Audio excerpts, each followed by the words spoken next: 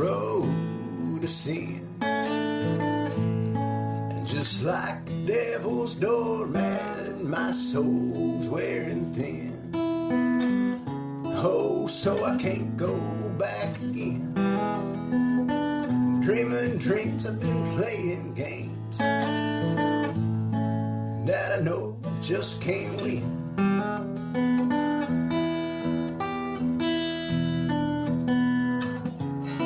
I've been down this road before, I know what's in store, I know how it ends. With broken dreams and broken bones, because the bottle was my best friend.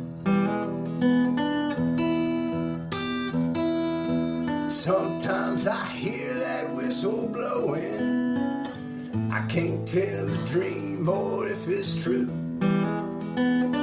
And I can also hear the faint sound of that old Hank Williams tune.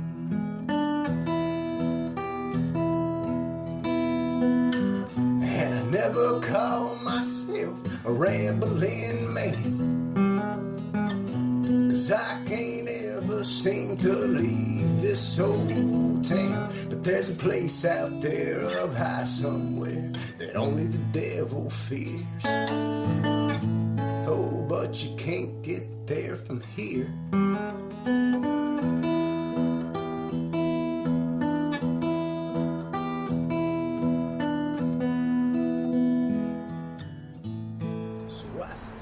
I am Johnny Ashley, and we are in Montgomery County, Virginia, deep in the hood in the woods.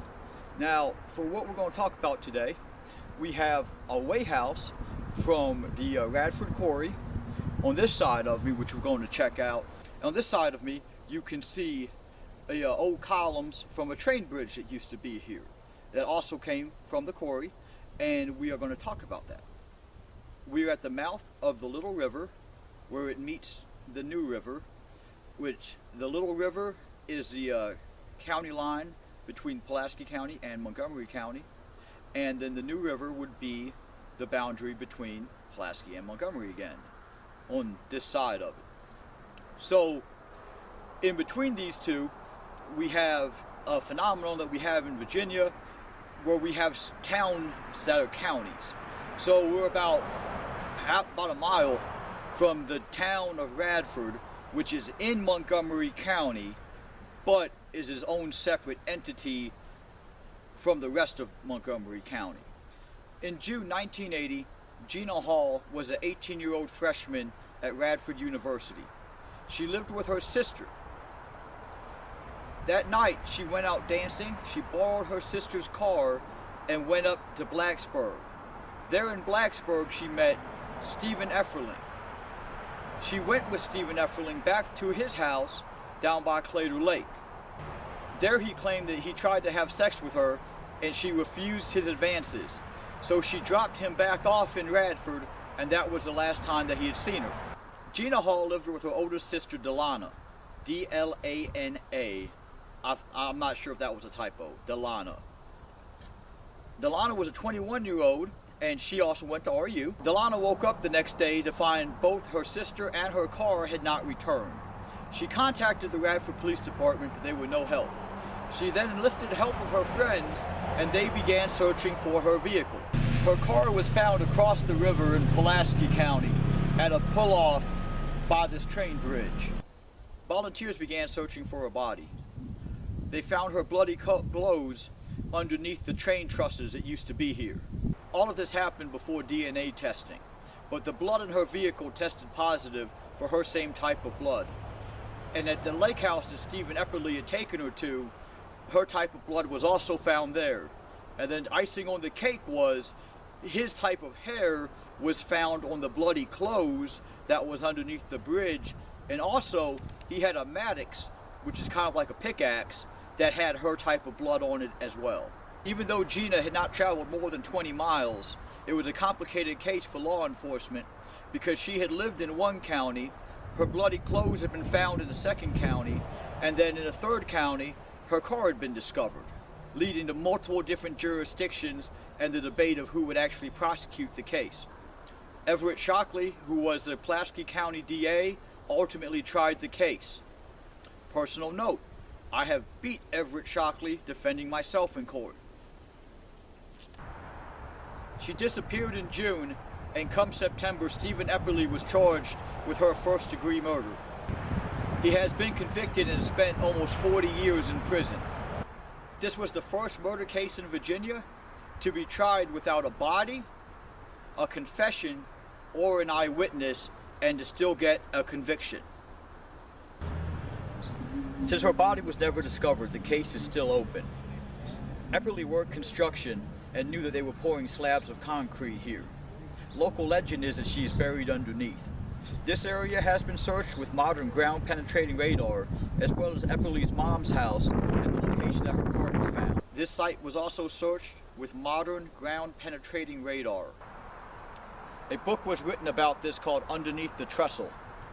So this seems to be a memorial for Gina Hall, and it's really just a reef, and I mean, flowers on the ground is really kind of hard to, spot the difference from them between all the rest of the trash on the ground. But we come up here, let's get her rose, let's put it up, give a little respect. So here's the old bridge that the trucks would have come across, and then over here, that would have been the railroad bridge. This is in Montgomery County, but then across the river is going to be the quarry, which is in Pulaski County, but we're in Montgomery County here. And this is the way house that was used by the quarry. It was a limestone quarry. I tried researching the dates. I could not find when it opened, and I could not find when it closed. So we would have the trains and the trucks would cross across the river on the two bridges here, and then they would get weighed here to determine how much they had taken in, taken out. So this is the scale. The trucks would come through empty and get weighed, and then after they filled up with rocks, with the limestone from the quarry, when they left, they would be weighed again, and then this would show how much weight had been added with the rock. And then that way the quarry would know how much to charge people, or to keep track of their inventory. So we got a old Pepsi vending machine here.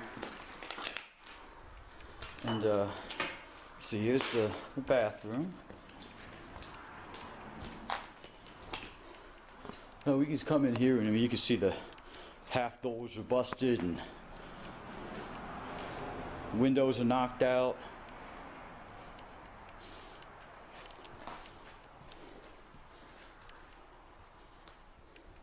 Now here we have something going through to the floor, and you can see all the way down to the basement. And they got a stove, of course.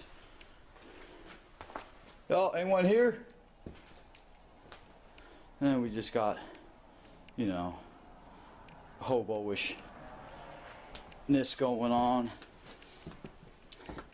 And then here's this room. It's up on the, like a balcony.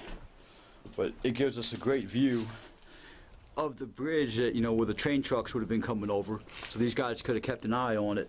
And then right to the other side, there is where just regular trucks would have crossed that bridge to get weighed.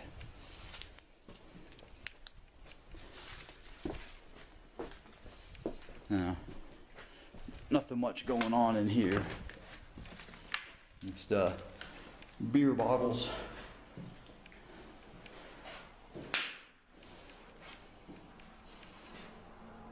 Grayson State Stone Corporation.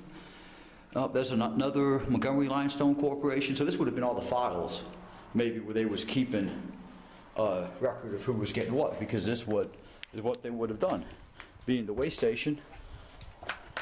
And we've got an old heater, and that door's busted out.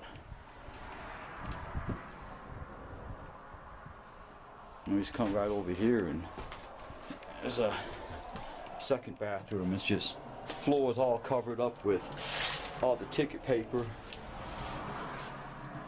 And here's just another shelf. Oh wow! So look at this big door that they had on their filing room. That's a pretty heavy door, and the handle on the outside is broken off. Air conditioning cover. So let's just run around the outside of it real fast, and you can see.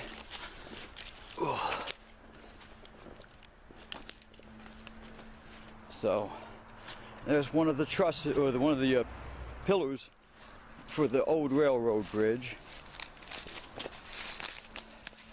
and we're just sneaking along. You see that? That was that little balcony that we went up to. Oh man, I'm gonna fall into the river, and it's not a warm day. So that's it for this one.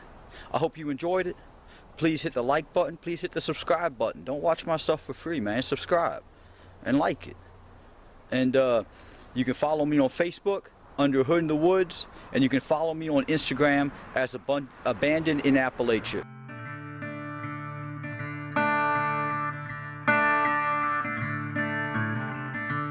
Way down in the hollers